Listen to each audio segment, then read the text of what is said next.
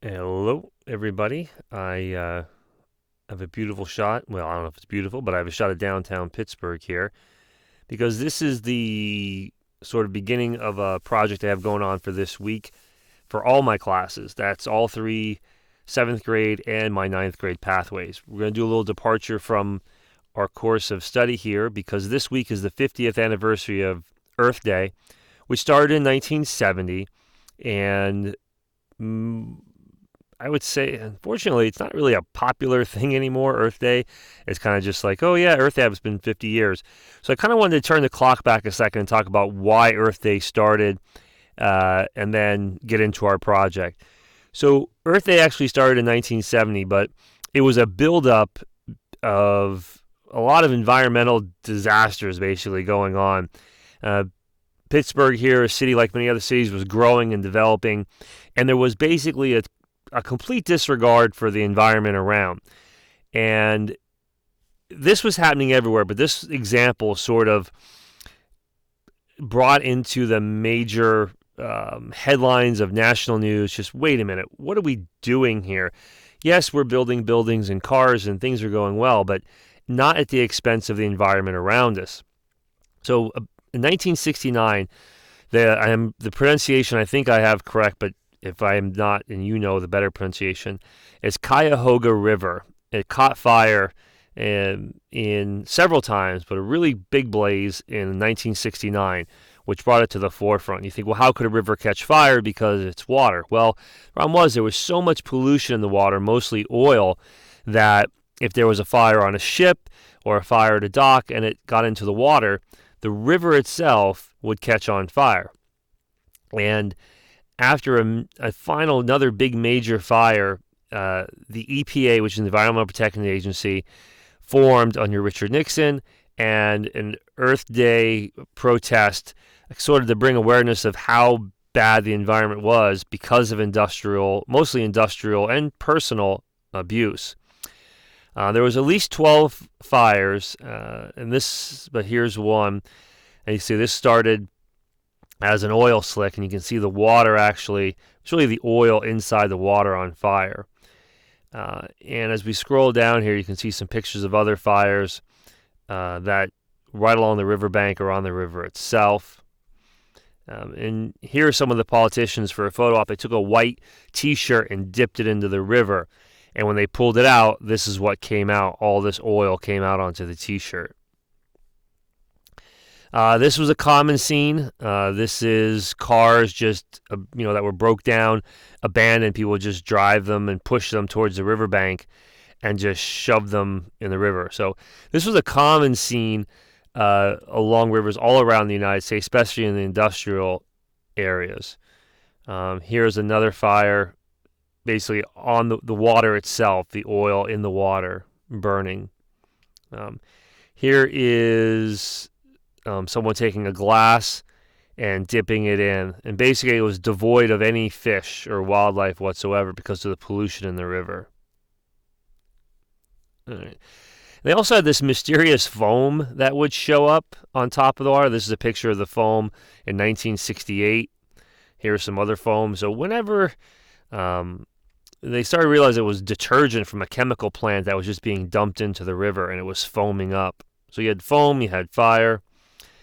Here's a kind of a wider shot of the automobiles that were just ditched along the river here in Ohio, which is right near Pittsburgh. This was sort of the last fire. It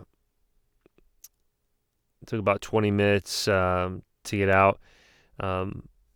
That sort of spawned this idea of protecting the environment. Okay. And President Nixon, he formed the EPA, which is the Environmental Protection Agency. So I put a link in our Google Classroom. I put a couple links. So one is about Earth Day 2020, which is going to be a lot different than last year because the last few years has been about big gatherings and getting together, but we can't do that now. So there's a different take on Earth Day this year. So let's get into our project. What I've done is I put a collaborative slide presentation into each of your classrooms, all right? And you're all going to get one slide. You're not making a whole slide presentation, but you're getting one. I did one here as an example, and I have the second period nature slide. All right. And in your Google Classroom, you're going to see a couple of things: a class roster, the slide presentation, a link to the Earth Day website, and then this video here that I'm shooting will be there with the directions. So what you're going to do is you're each going to be assigned one slide. I took Central and Eastern PA because that was the easiest one, and I didn't want you to do that one, and I did it as an example. And then there's Coastal Maine and Maine, New Hampshire. Basically, we're doing the East Coast down towards the south. And what we're trying to do is just give a very general, natural, a nature feel for that state. And I'll go through the pictures I put on. If you were walking around, driving around, you can't put everything in here, but let's just a sampling of what you might see in that state. So I'll show you what I put in. If you're in Central Eastern PA, you're going to notice the landscape. We have these rolling hills, we have valleys. You're going to see that. All right. You're going to see some wildlife. If you're driving around and walking around, you might come across a deer. If you are near one of these streams or rivers, there's a good chance you might see one of these trout or someone fishing. Okay. So if you're driving around or walking around, this is a coal map. You might see old coal mines or these black rocks everywhere if you were walking or driving or riding a bike around Pennsylvania. Also, if you were walking or driving around Pennsylvania, you might see these things drilled into the ground, and what these are natural gas drilling. So think of each slide as if you were in that area, what you might see naturally, okay? Not the buildings and the roads, okay, but what would you see naturally around? What geographical features? What unique animals or plant life or the lay of the land in that area? What's unique? So I'll give you an example of what I did. There are lots of caves in Pennsylvania. Not a lot, but kind of a lot for Pennsylvania. So I also wanted to put caves in here. Okay, so what I've done is I've searched caves in PA, and I'll pick this one here. This is a cool image. So you can either do a couple of things. I just like clicking and dragging it into the slide presentation. So I'll go over to that tab and drop it in there. All right, it's a little too big. I'll make an adjustment here. All right. Now, what I also want you to do is link that to a website that tells something about it. Something to understand. Do not use Wikipedia. That is not what I want. I want you to go to a website that explains it to you so you know what's going on. So I'll give you an example here. If I present this, I've linked this one here. When you click on it, you'll go to a website. What kind of deer are in Pennsylvania? And it's a easy to understand, not super complicated, not a Wikipedia, not a government webpage that's ununderstandable. A brief history, some safety about white-tailed deer in Pennsylvania. Okay. If I went to this one here, it links me to a website about the Appalachian Trail. Again, very easy to understand, has some maps, okay, cool things to know, what you need to know, okay, so a website you can understand. Right, so how do you link that? So I found a website here that I like, Pennsylvania Caves and Caverns to Explore. It's basically a list of the different caves in Pennsylvania that you can explore and a little paragraph about each one. So I like this one. It took me a little while to find this one because there's websites about just one particular cave. I don't want that. I wanted a website about all the different caves. So I'm going to highlight this whole website. I'm going to hit Control-C to copy the whole thing. I'm going to go back into my presentation.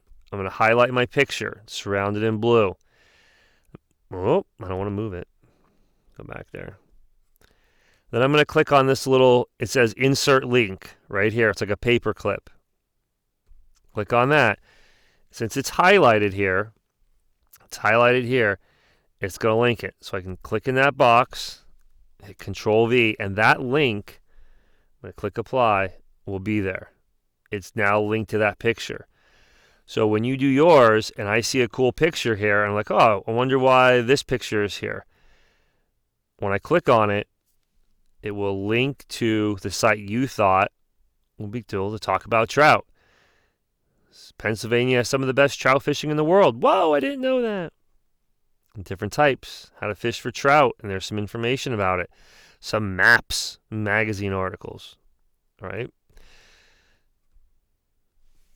So, highlight it. Go to this symbol here, insert link. Click on that. And then Control V to paste yours and apply it, and it will be linked. All right. All right, let's talk about everyone's how you know what slide you're doing. First of all, if I say coastal Maine, you'll see Maine and coastal Maine. Coastal Maine means along the coast, the beaches, that shoreline. So I want you to focus on the terrain, the ground, the water, the animals, the interesting stuff along that coast. Offshore in the water is fine, but that coastal area, right offshore, the beachy, rocky area, cliffy, whatever it is, and then a little bit inland. If you're doing Maine itself, if you're assigned Maine, do not do the coast. Don't talk about the beach area. Talk about everywhere else. Okay?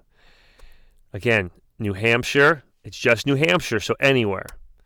Vermont, anywhere. Coastal Massachusetts, if you're assigned this one, focus on the coast of Massachusetts. And the next person will have Massachusetts itself. So how do you know what slide is yours? All right. This is the title page. This is mine. All right. And then in each of your classrooms, I put a class roster. So let me pull that up. So let's go for period 2. This is in your Google Classroom.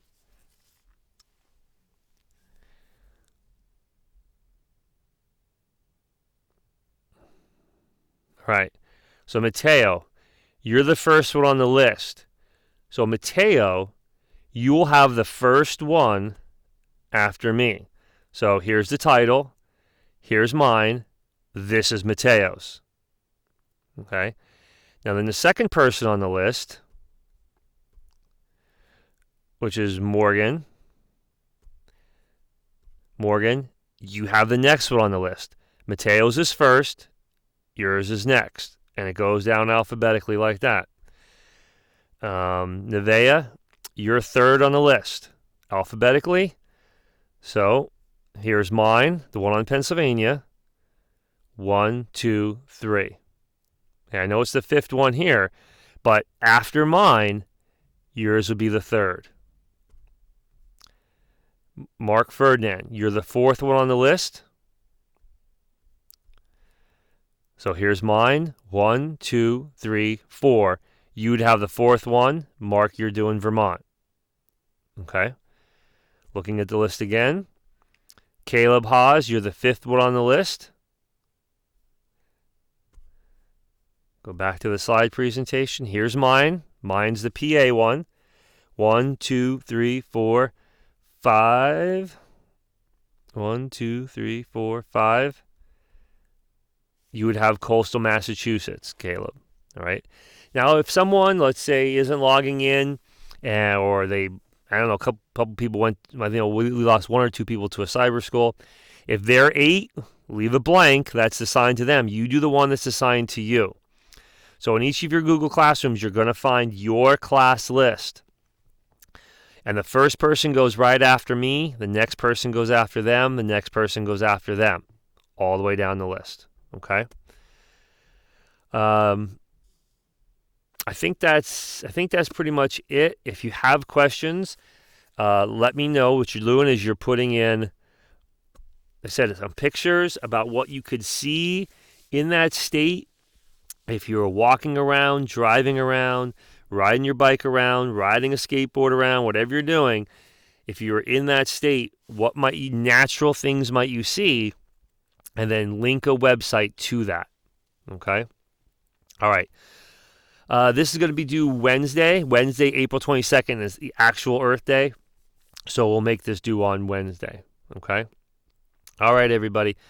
If you have questions, let me know. And I'll see you in the next video.